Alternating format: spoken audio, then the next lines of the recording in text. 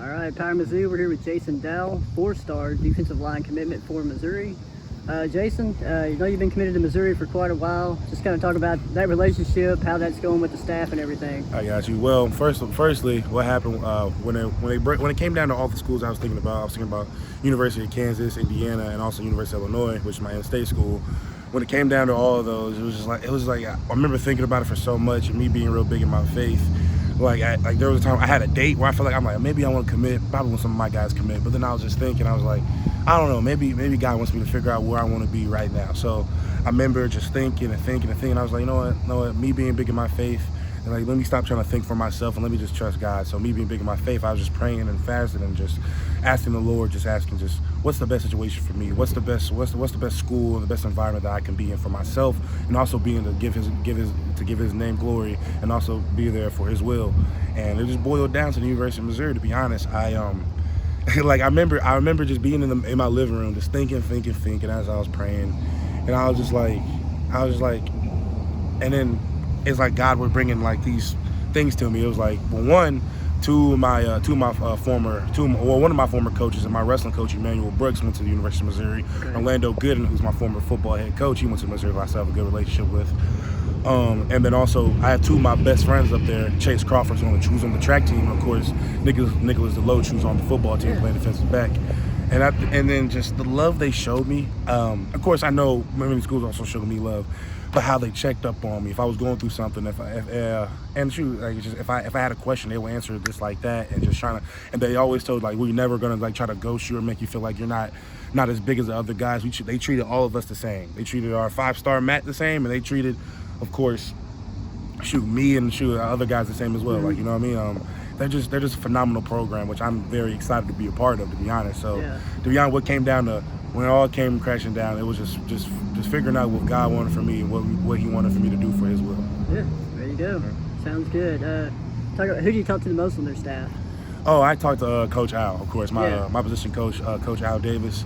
He's he kind of reminds me of he reminds me a lot actually of my wrestling coach Emmanuel Brooks. Not only as just a coach, but also as basically like a father / big brother. You know what I mean? Just I can come to them about anything. I mean, like it could be literally anything. Like first, like I can come to them about a girl. You know what I'm saying? I'm like, girl, grade, school, football. Hey, what should I do here? How should I put my hands on this guy here? If you watch my highlights, he'll probably give me a tip or two, tell me what drills I can do, probably to better myself as a football player.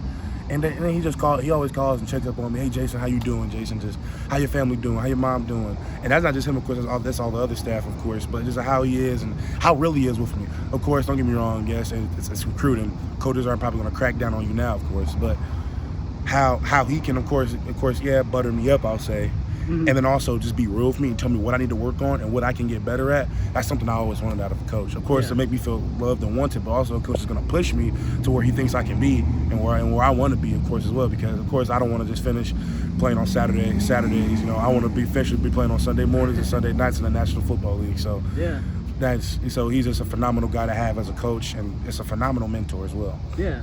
What did he say, like, when he initially started recruiting you, and maybe what he says now about your game? What's he like about your skill set, what you kind of bring to the table? He likes me as an interior pass rusher. Of course, 3 tech. Of course, he likes to so I can play all around. But I mean, and that's my coach's decision where they want to put me. Right. I just want to do what's best to help my team out and to win a national championship or 2 or whatever we can do. Yeah. You know, so when it came down to him talking about my position, it was just like just basically saying I can. Of course, he already has some amazing guys that are already there. Mm-hmm. And the amazing piece that he has for a defensive line, in my opinion, I've been looking at it. I'm looking at the stat sheet, and I'm also looking at the measurements, and also looking at the paper. And it's like we probably have in my opinion, we have the best defensive line in the country. And yeah, people are gonna say I'm biased, of course, but when you look at it, I mean, you got Christian, you got Jakai, you got these phenomenal backups as well. With Christian Williams, who in my opinion is the best defensive tackle in college football right now, after Byron Murphy left. And it's just you got all those pieces out of the defensive line. It's like, when I get up there and I just want to bust my butt and try to do everything I can to just help this team out, pretty much. So it's a phenomenal run we got going on. That's good. We talked about this before I turned the camera on record, but talk about Missouri's overall recruiting class. What are your thoughts on them? So based on our recruiting class, apparently now, if I'm not mistaken, we're the best recruiting class in Missouri history, which is a blessing to be a part of. I'm just excited. I'm just very happy that I can be a part of it, and just be a part of these amazing guys. And I mean, when we were taking our official visits and how we were all cool with each other, all chill with each other, like, you know, how some kids might be shy, but even the kids that are shy, like, we included them. Like, for instance, like, a real good friend of mine, a person I hope is a real good friend of mine when we get up there, who I'm cool with now, Dayton Hopkins, who's also a 4-star defensive end.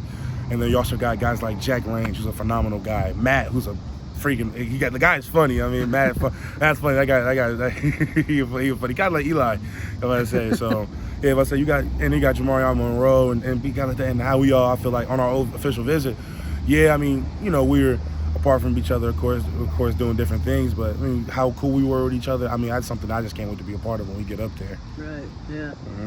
That's good. I kind of asked you this too before we got on camera, but obviously you're close. Game day visits. I think you're going to take a lot of those, right? Oh yeah. I mean, I really wanted to go to the Murray State because it's the home opener. Who doesn't want to go to the home opener? But it's just with school, and then of course that's our last practice before our game tomorrow, or our game on the 30th. But besides that, I mean, besides like Dana, obviously one of our home games, I want to make it. I want to make it to the Buffalo. I want to make it to the one that they play Boston College. Of course, the one where they play Oklahoma, which is probably going to be, this thing's going to be loud, and I can't wait for that one. How about I say? But I mean, I want to go to every home game as possible. Like I already told Coach Al, like, the ones I want to make it, and I'll try to tell him, like, the more that I can if everything goes well, and then how my schedule looks, of course. But I plan on going to a lot of them. I cannot lie. Talk about you know, you kind of mentioned what we talked about, what you do good and what Coach Al likes about your skill set and everything. Talk about some guys you like to watch, whether it's college, NFL, but you like kind of like to emulate your game after. Okay, so to be honest, I feel like every kid says this, but me, I don't want to make it sound cliche. It's Aaron Donald. Ever since I got into football, he's been the first. I remember I actually have his rookie job. I remember just watching. I remember turning on my TV and watching the St. Louis Rams play in like 2014 when he got drafted. And they're like, "Oh, this guy's a rookie." I mean, like, that's when I was just getting into football. And me being a little kid, I'm like, that guy's pretty cool. I mean, shoot, I'm like, he's light skinned, you know what I mean? So I'm like, any place position that I play at the age of 10 or 11, I was like, well, I kind of want to be like him. That's when I figured, I'm like, I probably want to be defensive lineman, when I get bigger and get older. So, and a lot of people try to say, like, I feel like they try to like downplay him and his greatness.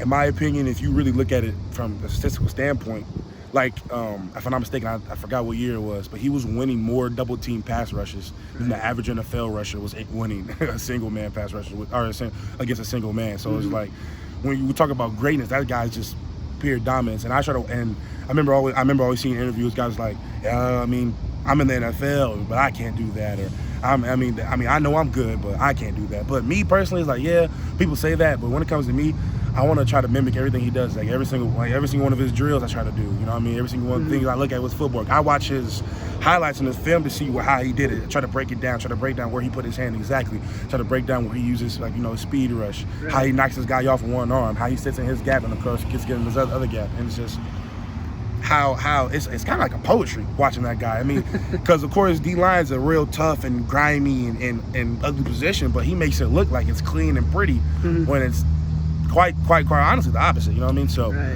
when it comes to guys who I watch, I'm watching that guy since I was 10, and I'll be watching his highlights until I'm probably done playing football. So that's one guy I freaking love watching, and I love him as a man as well, as a father figure and also as a mentor. Yeah, good. I will mention you are a 4-star defensive lineman, but you're also a heavyweight wrestling champion. So talk about that as well. Oh yeah, so actually, it's funny that you said it because I was talking to my wrestling coach about 2 days ago about this, and when it came to wrestling, I started I never wrestled in Little League or when I was younger, middle school. No, I started my freshman year in high school.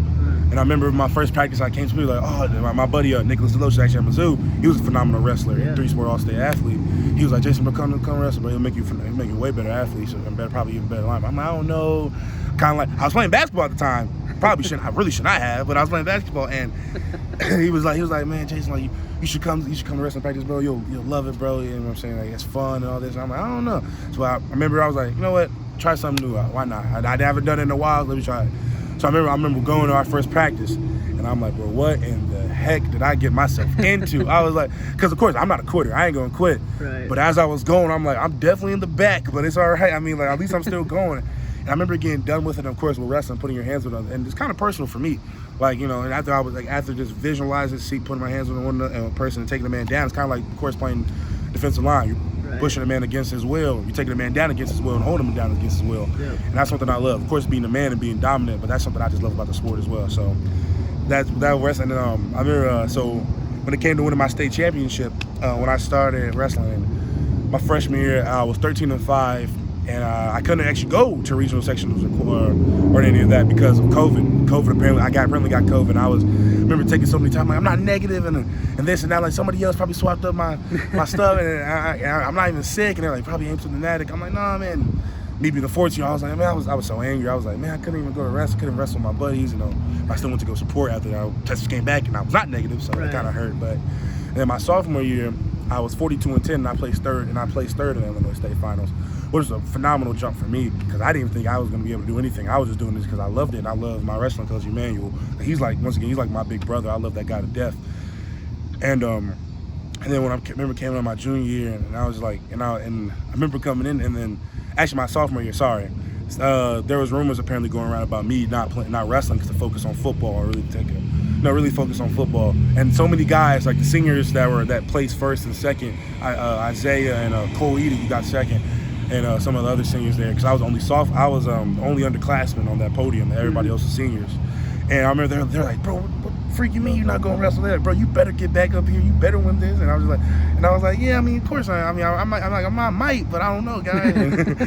So I was like, I really love football, and they was like, man, you got to. I was like, all right. And then of course, but it's not even just that. It's just with EJ, how much he's taught me as not only just being a wrestler and an athlete, but also being a young man in general. Like I said, I can talk to him about anything. That's just a guy who I love dearly. Like, I love that guy so much. And I remember, and then of course my junior year coming up, I remember I came in as #1 ranked guy, and I'm like, what the heck? I'm like, I just joined this sport 2 years ago. How the heck am I already the #1 ranked guy? And I mean, I wasn't even nervous, and because usually I probably get a little nervous, but I wasn't even nervous. I was like, well, that's a sick thing to have on your resume. So I'm like, why not? Let me try to go win something. You know what I mean? So I remember just going through, and I finished my junior year with if I'm not mistaken, 32-2 record. With a state bracket on my wall in my house, so that's something I'm just very happy I get to God, and I can't thank God enough, because without him I wouldn't be able to do any of it. I'm truly blessed with my athletic ability, and with my hard work and with my work ethic, and with the people I have to support me. Christ has truly blessed me, and